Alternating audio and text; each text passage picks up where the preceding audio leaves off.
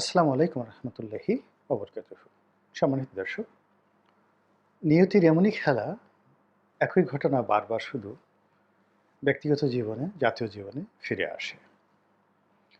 ইতিহাস আমাদেরকে বারবার একই শিক্ষা দেয়, কিন্তু দুর্ভাগ্য যে আমরা ইতিহাস থেকে কখনোই শিক্ষা নেই না।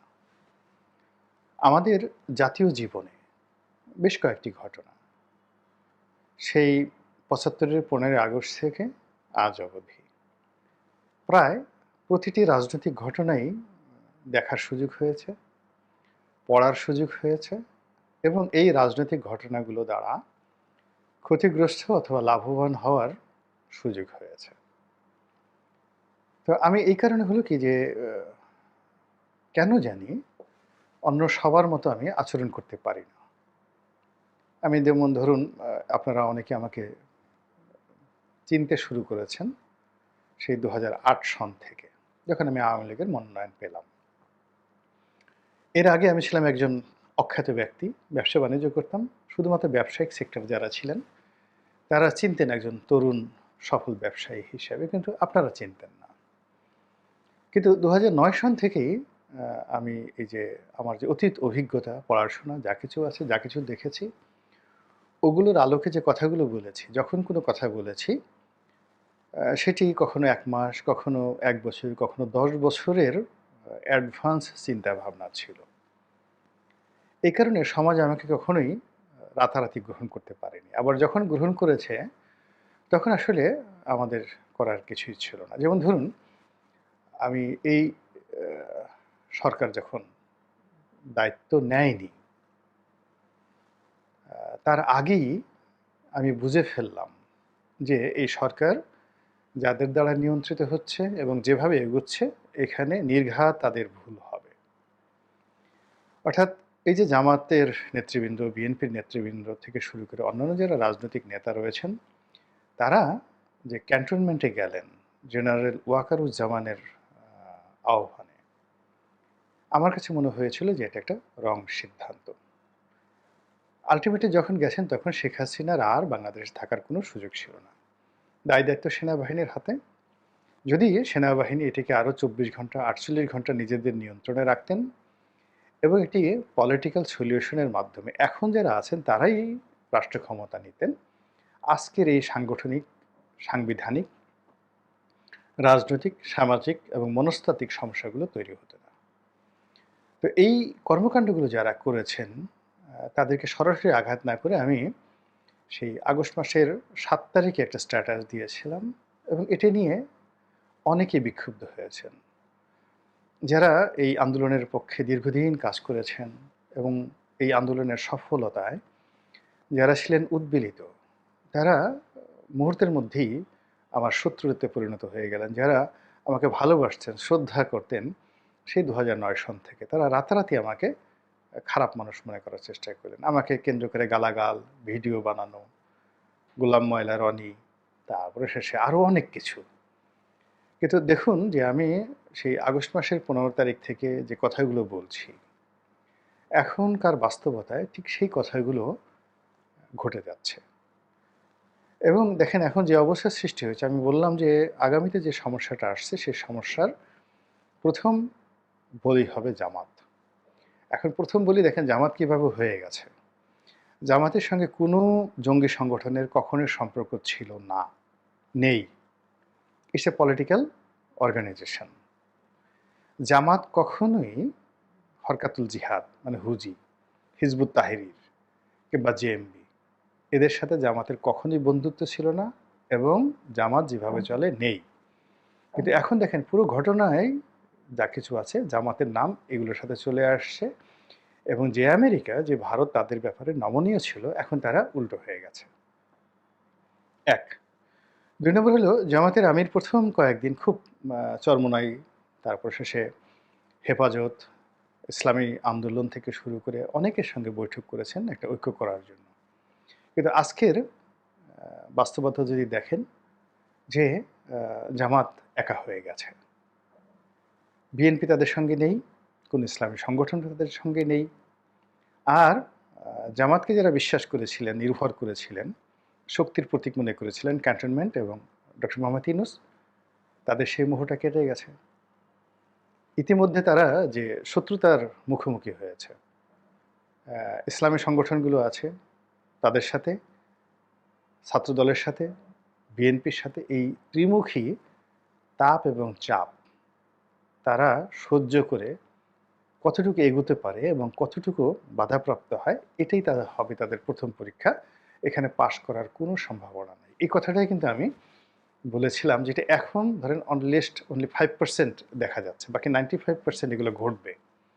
এই কথাগুলো আমি বলেছিলাম আগে, মানে আগস্ট মাসের 7 তারিখে। এরপরে বলেছিলাম যে পরবর্তী টার্গেট বিএনপি, জামাতের পরে টার্গেট বিএনপি, বিএনপি বিপদে পড়বে। দেখুন, এখন বিএনপির যারা নেতৃবৃন্দ রয়েছেন তারা একই কথা বলছে, একই কথা বলছে, এবং তারা কোনো অবস্থাতেই সরকারকে এখন আর সময় দিতে চাচ্ছে না, বিশ্বাস করতে পারছে না, এবং সরকারের কর্মকাণ্ডে তারা সন্দিহান হয়ে পড়ছে। এটা হলো আমার দ্বিতীয় প্রেডিকশন, যেটি আমি আগস্ট মাসের 15 তারিখের পর থেকে বলা শুরু করেছি। এরপরে সেটি হলো যে এখন এই সরকারের ব্যর্থতা এবং রাজনৈতিক দলের যে অনৈক্য, যেটি ঐক্য হতে পারত, যেভাবে 3 জোটের একটা রূপরেখা হয়েছিল, এরশাদকে বাদ দিয়ে, জাতীয় পার্টিকে বাদ দিয়ে, তদ্রূপ আওয়ামী লীগকে বাদ দিয়ে সকল রাজনৈতিক দলের একটা, মানে যাকে বলা হয়, রূপরেখা হতে পারত। এবং সেই রূপরেখা হলে যদি ডিসেম্বর মাসে নির্বাচন হতো, ইউনূস সরকারের জন্য কিছুই হতো না, কোনো সমস্যা হতো না। কিন্তু সেটা তারা না করে যখন নিজেদের মতো করে তারা এগিয়েছে, বা অন্যের যে পরিকল্পনা অনুযায়ী অন্যের ফাঁদে পা দিয়েছে, অমনই পুরো পরিস্থিতি তাদের প্রতিকূলে চলে গেছে। তখন আমি বলেছিলাম যে এই পরিবেশ এবং পরিস্থিতি আওয়ামী লীগের জন্য রাজনীতি করার একটা সুযোগ করে দেবে, এবং ঘটনা তাই ঘটছে। এখন দেখুন, এখন শাহাবুদ্দিন চুপ্পু সাহেবের পক্ষে মানুষ কথা বলবে, জাতীয় পার্টির অফিস কেন পোড়ানো হলো, এটা আওয়ামী লীগের কট্টর যারা বিরোধী এবং ডক্টর মোহাম্মদ ইউনূসের যারা অন্ধ ভক্ত, তারাও বলতে পরিস্থিতির কারণে বাধ্য হচ্ছেন যে আওয়ামী লীগের, বিএনপির, মানে যাকে বলা হয় জাতীয় পার্টির অফিস পোড়ানোটা কোনো অবস্থাতেই সমর্থনযোগ্য নয়।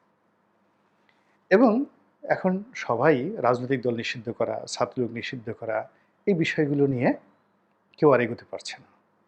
তো দেখেন কিভাবে যারা এই পলিটিক্সের অ্যানালাইজ করেন, তারা বুঝতে পারবেন যে এই পরিস্থিতিগুলো কিভাবে ঘটছে। গতকাল যে ঘটনাগুলো ঘটেছে, এটা আজকে আপনি ঘটাতে পারবেন না, কিংবা 1 সপ্তাহ আগে যেটা সম্ভব ছিল সেটা আপনি 1 সপ্তাহ পরে কখনো পারবেন না। এখন এমন একটা অবস্থায় এসে বিএনপি, জামাত, আওয়ামী লীগ, ডক্টর মোহাম্মদ ইউনূসের সঙ্গে যারা রয়েছেন তারা, এবং পর্দার আড়ালে যারা এটা নিয়ে খেলেছেন, সেটা আমেরিকা হোক, হোক বা চায়না হোক, সবাই এরকম একটা পরিস্থিতির মধ্যে পড়ে গেছেন যে কেউ কাউকে এই মুহূর্তে সাহায্য করতে পারছেন না। একটার সঙ্গে আরেকটা ডিসকানেক্ট হয়ে গিয়েছে। পুলিশের সঙ্গে মিলিটারির সঙ্গে জুডিশিয়ারির সঙ্গে সিভিল সার্ভিসের সঙ্গে পলিটিশিয়ানদের, সব মিলিয়ে যাকে বলা হয়, সব জায়গাতে একটা পাওয়ার হাউস আছে। কিন্তু এই পাওয়ার হাউসগুলো, মানে আপনি যদি জেনারেটরের সাথে তুলনা করেন, এটা মানে প্রতিক্রিয়া হচ্ছে, ক্রস কানেকশন হচ্ছে, কিংবা এটি যাকে বলা হয় উল্টো ফল দিচ্ছে। এখান থেকে বিদ্যুৎ উৎপন্ন হচ্ছে না। ফলে ব্যাংকিং যে সমস্যাগুলো ছিল, আমরা প্রথম 15 দিন খুব হ্যাপি হয়েছিলাম যে ব্যাংক ব্যবস্থাতে একটা শৃঙ্খলা ফিরে আসবে। যেহেতু সবাই এখানে অর্থনীতিবিদ, এখন দেখা গেল যে প্রায় সবাই ধৈর্য হারিয়ে ফেলেছেন। বাংলাদেশ ব্যাংকের গভর্নর বলেন, অর্থ উপদেষ্টা বলেন, এরা কিন্তু এখন আর কেউ মিডিয়ার সামনে আসছেন না, কিংবা ডিফ্যাক্টো অর্থমন্ত্রী দেবপ্রিয় ভট্টাচার্য বলেন, কেউ কিন্তু সামনে আসছেন না। তারপর যেভাবে সংস্কার নিয়ে কথা হচ্ছিল এবং সংস্কারের পক্ষে যেভাবে জনমত ছিল, এখন মানে ডিমের মূল্য বৃদ্ধির কাছে, শাকের মূল্য বৃদ্ধির কাছে সমস্ত সংস্কার শেষ হয়ে গেছে। লোকজন বলছে ওই আগের সেই কবিতার মতো, ভাত দে হারামজাদা নইলে মানচিত্র খাবো। এখন এইরকম কথাবার্তা হচ্ছে। সবাই মুখ ফুটে যার, যার মতো কথাগুলো বলে যাচ্ছে, যেটা ১ সপ্তাহ আগেও কিন্তু আমরা কল্পনা করতে পারছিলাম না। তো এরই মধ্যে যে আশ্চর্য একটি ঘটনা, সেটি হলো আ আওয়ামী লীগের যুগ্ম সাধারণ সম্পাদক ডক্টর হাসান মাহমুদ, আ যিনি কিনা সদ্য সাবেক পররাষ্ট্রমন্ত্রী ছিলেন। তিনি একটা সাক্ষাৎকার দিয়েছেন একটা টেলিভিশনের সঙ্গে। এখন প্রথমত এই টেলিভিশনের সঙ্গে এই সাক্ষাৎকারটি যে প্রচারিত হলো, ইটস এ ব্যাড সিগন্যাল।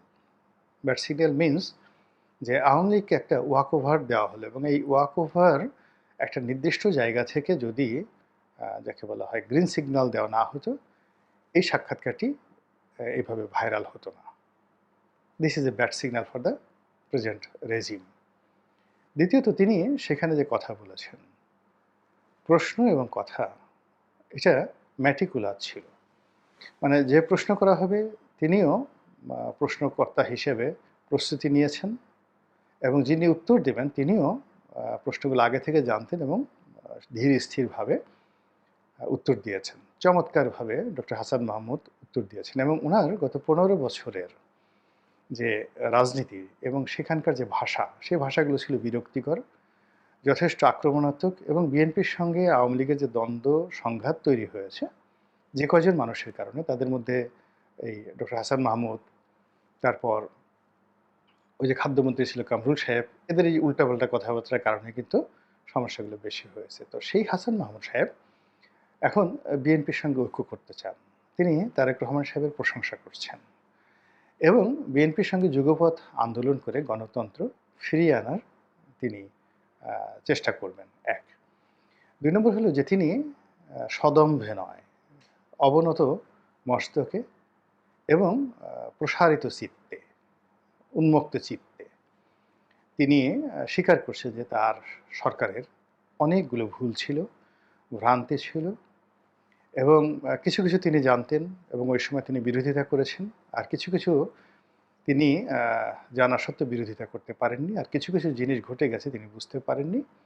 তো এই বিষয়গুলো যে সরল স্বগোক্তি, এটি রাজনীতির জন্য একটা, যাকে বলা হয় it's a art of politics, যেটি আওয়ামী লীগ করছে। আবার একইভাবে ধরুন এই সময়টিতে বিএনপির যারা নেতাকর্মী রয়েছেন, শীর্ষ যারা নেতৃবৃন্দ রয়েছেন, তারা যে বক্তব্য দিচ্ছেন, স্বয়ং তারেক রহমান সাহেব থেকে শুরু করে মির্জা ফখরুল, মির্জা আব্বাস, গয়েশ্বর বাবু, প্রায় সকলেই যে ম্যাচুরিটি নিয়ে কথা বলছেন, এবং যেভাবে আওয়ামী লীগের জন্য একটা ওয়াকওয়ে তৈরি করার তারা চেষ্টা করছেন, এটি বর্তমান যারা আছে তাদের জন্য একটা অশনি সংকেত।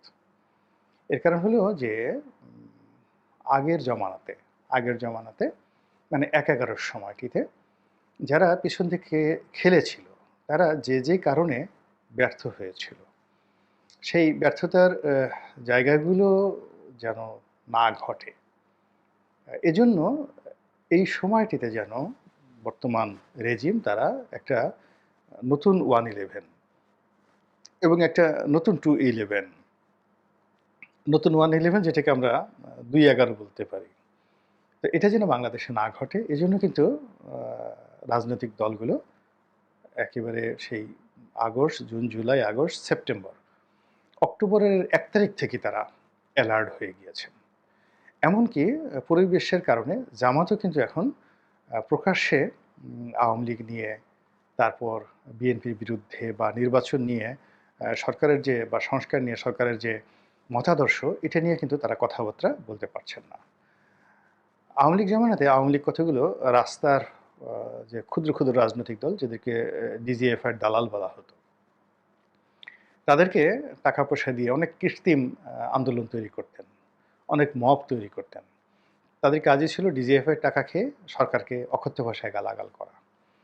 তারপরে সরকারের সমালোচনা করা। সরকার মানে যেহেতু মূল যারা দলগুলো রয়েছে, যাদের কথা গ্রান্টেড হবে, তাদেরকে দৌড়ের উপর রেখে ছোট, ছোট রাজনৈতিক দল, এবং তাদের ২ জন লোকও নাই বা ৫ জন লোকও নাই। কিন্তু তারা দেখা গেল ছাত্রলীগের ছেলেদের নিয়ে, আওয়ামী লীগের লোকদের ভাড়া করার লোক নিয়ে, বা আওয়ামী লীগের কাছ থেকে টাকা নিয়ে বিভিন্ন বস্তি থেকে ৫০-৬০ জন ভাড়া করে এনে প্রেস ক্লাবের সামনে একটা অনুষ্ঠান করে শেখ হাসিনাকে ১ ঘন্টা গালাগালি করে গেলেন। পত্রপত্রিকায় ব্যানার হেডলাইন তৈরি হলো, এবং সারা দুনিয়ায় দেখানো হলো যে বাংলাদেশে একটা গণতন্ত্র আছে। তো এরকম একটা যে মব পলিটিক্যাল যাকে বলা হয় মুভমেন্ট শেখ হাসিনার জমানাতে হতো, অহরহ হতো। সেটিও কিন্তু এখন করা যাচ্ছে না। মানে এই সরকারকে ওইভাবে যে সমালোচনা করবে, এরকম ভাড়াটিয়া লোক দিয়ে, এটাও হচ্ছে না। আবার প্রকাশ্যে যে সমালোচনা করবে, এ সরকারকে ঠিক নিষ্ঠুরভাবে করবে, ওই কাজটিও হচ্ছে না। ফলে একটা শ্বাসরুদ্ধকর অবস্থা কিন্তু এই নভেম্বর মাসে শুরু হয়ে গিয়েছে। তো এই শ্বাসরুদ্ধকর অবস্থা যখন বিস্ফোরিত হবে, পক্ষে হওয়ার কোনো সম্ভাবনা নাই, তখন একসঙ্গে এটা এত বড় বোঝা হয়ে আহ, ইউনূস সরকারের জন্য দেখা দেবে, যেটি সামাল দেওয়ার মতো পলিটিক্যাল মেশিনারি, আমলাতান্ত্রিক মেশিনারি, পুলিশ থেকে শুরু করে আইনশৃঙ্খলা রক্ষাকারী বাহিনীর যে স্ট্রিম রোলার, এটা বর্তমান সরকারের নেই। তাহলে কি হবে? যা হবার তাই হবে। কিন্তু মধ্যে থেকে যেটা হয়ে গেছে সেটা হলো, যেখানে রাজনীতির একটা নতুন মেরুকরণ তৈরি হয়ে গিয়েছে। এখানে রাতারাতি নির্বাচন হবে বা ইউনূস সাহেবের যদি কোনো কারণে তিনি পদত্যাগ করেন বা তার সরকারের পতন হয়, এখানে নতুন একজন ইউনূস আসবেন। কিন্তু বিএনপি বা আওয়ামী লীগ বা একটা পলিটিক্যাল কালচার এখানে চলে আসবে, আমার কাছে মনে হচ্ছে না। এখন এটা আপনি বুঝতে পারবেন যে যারা এই পেছন থেকে কলকাঠি নাড়ছেন, তারা বিভিন্ন ফর্মে এটাকে অন্ততপক্ষে ৫ থেকে ১০ বছর টেনে নেওয়ার জন্য তারা কিন্তু একেবারে কোমরে গামছা বেঁধে বসে আছেন।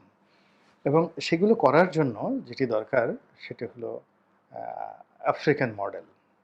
আফ্রিকান মডেল অনুযায়ী যখন এটা নিয়ে এই সপ্তাহে আমি একটা লেখা লিখব। আমি ফিরোজ শাহ তুগলক বলছি।